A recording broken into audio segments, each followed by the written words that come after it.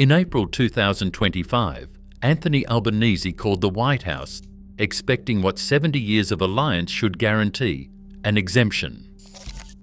40 minutes later, nothing. 10% on everything. 50% on steel and aluminium. Up to 150% on pharmaceuticals. Trump's tariffs hit Australia harder than anyone will admit. But the real question is not why Trump did this. It is why Australia had absolutely nothing to fall back on. Anthony Albanese dialed the White House with one expectation, that 70 years of alliance meant something. The call dragged on for 40 minutes, according to the Prime Minister's office. Albanese listed every card Australia had: Pine Gap, Darwin, Five Eyes, critical minerals, joint military exercises. He pressed for an exemption, not as a handout, but as the bare minimum for a country that had stood shoulder to shoulder with the United States in every major conflict since Korea. On the other end, Trump kept to the script. No transcript was released. Only terse statements from both governments confirmed the conversation and its length. The only certainty was the outcome: denial. No carve-outs, no special deal, not even a temporary pause. The alliance, for all its ceremony, counted for nothing when it came to trade. Within days, Executive Order 14,184 landed with the force of a sledgehammer. 10% was slapped on everything Australian. Not just steel, not just wine or pharmaceuticals, every container, every crate, every product, regardless of its origin or strategic value. The new baseline rate, effective May 1st, 2025, was not a negotiating position. It was a blanket penalty, issued without warning, with no path for appeal. The message was unmistakable. Alliance or not, Australia would pay the same as any other country on Trump's list. The penalty was absolute. For exporters, the shock was immediate. Costs jumped overnight. Contracts were thrown into doubt, and years of market building in the United States became an exercise in damage control. For Whyalla, the Illawarra and the Barossa, the 10% was not just a number. It was the difference between survival and closure. The diplomatic snub stung, but the economic blow cut deeper. The real wound, though, was older. Decades of policy decisions had left Australia exposed, with no leverage and nowhere to turn when the alliance failed to deliver. Survival was no longer guaranteed. The pain didn't stop at a blanket 10%. Within weeks, United States federal proclamations landed like a second blow.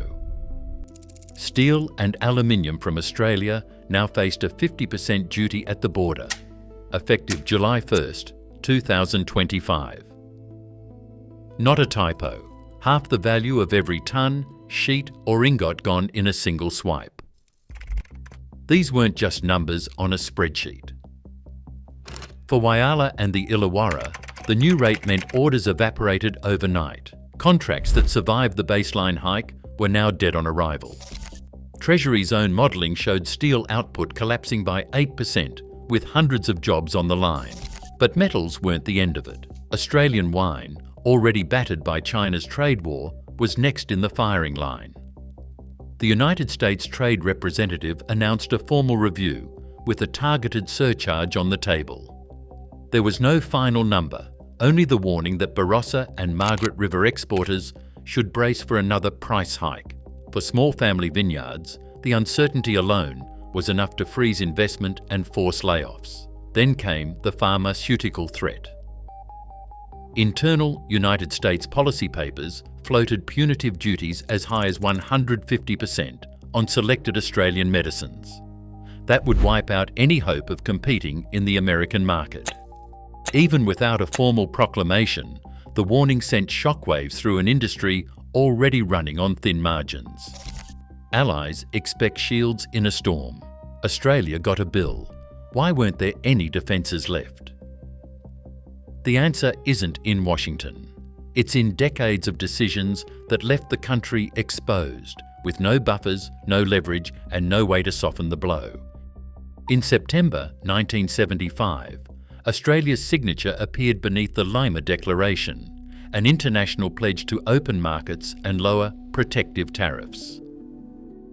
The Whitlam government sold it as a step toward global partnership, but the real changes came later at home.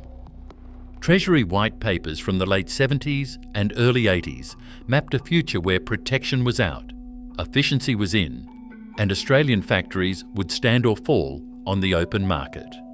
The Hawke and Keating governments took those ideas and ran with them. From 1983 to 1996, average tariffs on manufactured goods were slashed from 25% to just 5%. The float of the Australian dollar in December 1983 stripped away the last shield for exporters, exposing every local manufacturer to the full force of global price swings. Cabinet minutes and United Nations archives show the ideological drive. Australia would become a modern, competitive economy by embracing the world, not by sheltering its industries. As the numbers fell off the tariff schedules, so did the jobs. Textile factories, car plants, chemical works, each one left more exposed than the last. These were not accidents or outside shocks. They were deliberate decisions made in Canberra that set the stage for everything that followed. By 2017, the numbers told a story that could not be spun. Manufacturing's share of Australia's economy had collapsed to less than 6% of GDP, according to the Australian Bureau of Statistics. The factories that once anchored entire suburbs, cars in Elizabeth, steel in Whyalla, textiles in Altona, had dwindled to a handful of survivors. The end arrived with a thud on October the 20th, 2017, when General Motors shut the Holden plant in South Australia. That last shift was not just a corporate decision.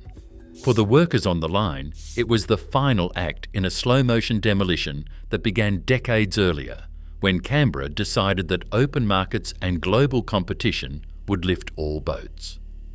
John Murray, a former Holden worker, packed up his tools after 20 years and walked out the gate with a redundancy letter and a future suddenly stripped of certainty.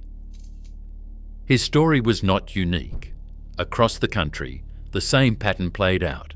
Skilled jobs replaced by short-term contracts, supply chains dismantled, communities hollowed out. As the doors closed in Elizabeth, the country's industrial map was redrawn. What remained was a nation exporting raw ore and importing finished goods, a country that once built its own cars now watching iron ore leave for China and the US without ever seeing a spark from a local assembly line. The pain of Trump's tariffs did not start in Washington. It started here, in the silence after the machine stopped. On paper, the Treasury's model called the tariff shock a 0.2% hit to GDP. It looked like barely a blip in the national accounts. But that number hides the real story. $24.82 billion in exports to the United States sounds impressive, until you trace where the money actually lands. For Whyalla, the Illawarra and the Barossa, the losses are anything but abstract.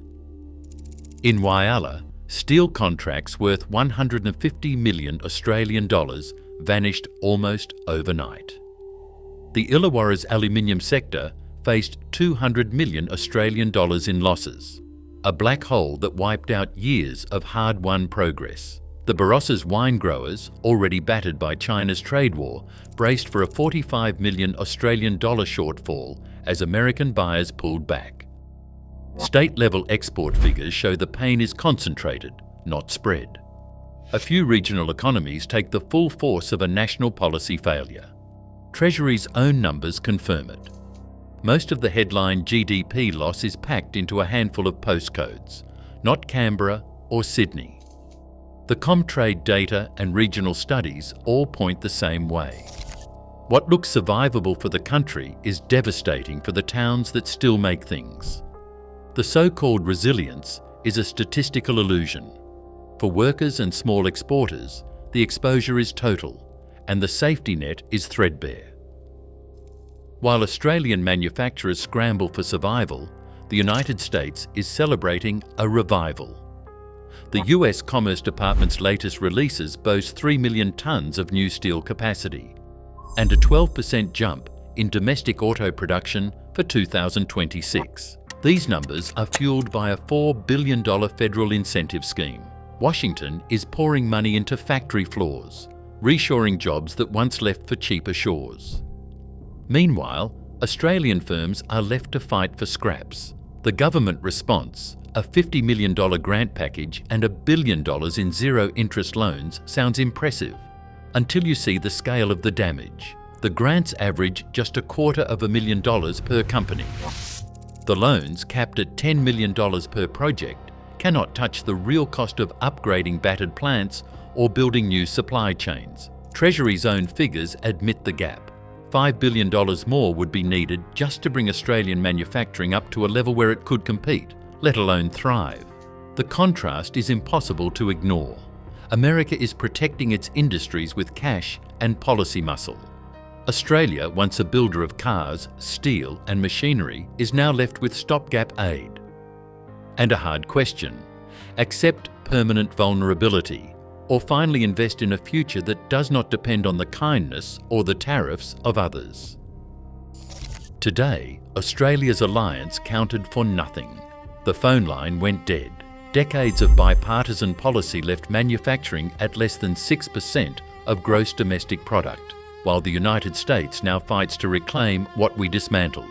The real shock isn't tariffs. It's finally seeing how exposed we truly are.